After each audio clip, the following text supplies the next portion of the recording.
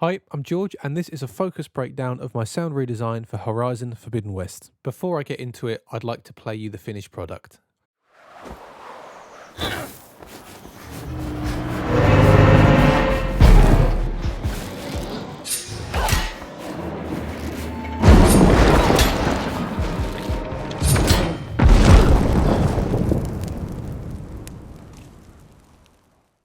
As I said in the intro, this is going to be a focused breakdown, and the three things that I'm going to focus on are the sounds for the bow and arrow, the big roar of the robot, which is called a tremor tusk, and finally the rock impact at the end of the clip.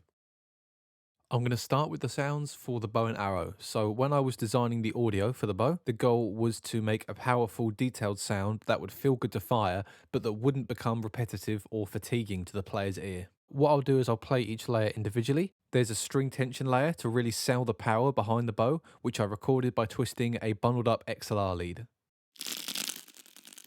There's a wooden metally sound for the bow being bent back, again to try and sell the power behind the shot. A subtle layer of the arrow being drawn back against the wood of the bow. A heavily processed knife sharpening sound to signify the arrow priming, which cuts through the mix in conjunction with a two-part magic layer. A kick drum combined with a heavy twang to reflect the force of the shot. There's also quite a subtle wood hit, which is meant to be like the arrow making contact with the bow as it sails away from it. And finally, there's these two whoosh layers, kind of meant to be like a 1-2.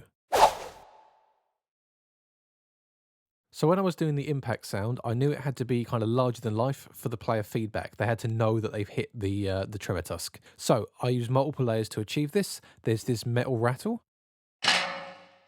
There's a kick drum in there for some thud. And then to try and thicken that kick drum, I've also got a fat, low, mid, heavy impact. Finally, to really sell the weight and density of the tremor tusk's armor, I used full metallic layers to build up the impact.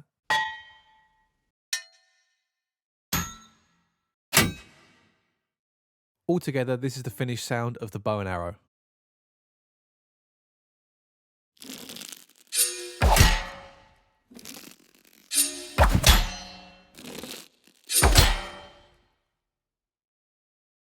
Okay, so now on to the raw sound design for the tremor tusk. Visually, the tremor tusk looks like this kind of weird grey area between an animal and a machine. I wanted the sound to be emotive, but still feel as if it was being produced by something artificial and mechanical, whilst also selling the size of this giant robot.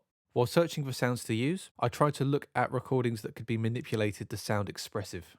For each machinery-based layer, I used harsh EQ filters and saturation to isolate and amplify specific characteristics that I wanted.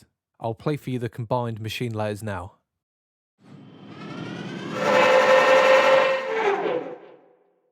I processed recordings of animals to fill in any gaps on the frequency spectrum, as well as to add an emotional quality to the sound.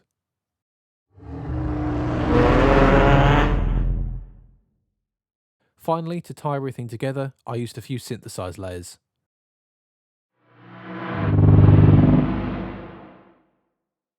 Here is the final sound design for the raw.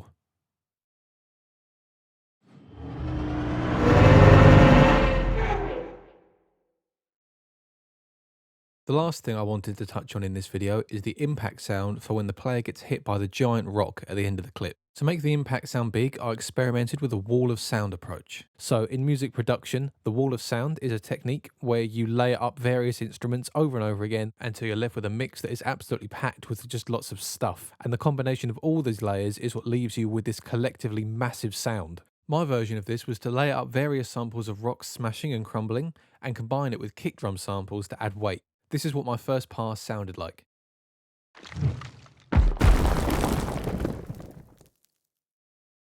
As you can probably tell, although it feels big, the sound is wild and messy, especially the high to mid end, with different layers fighting each other to get to the front of the mix.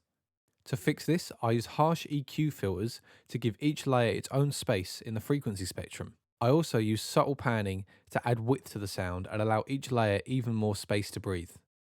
So for example, here's the high end. Here's the mids, and here's the lows. What I'm going to play you next is the isolated rock sounds from the first pass, followed by the final sounds that have EQ applied so you can directly compare the before and after.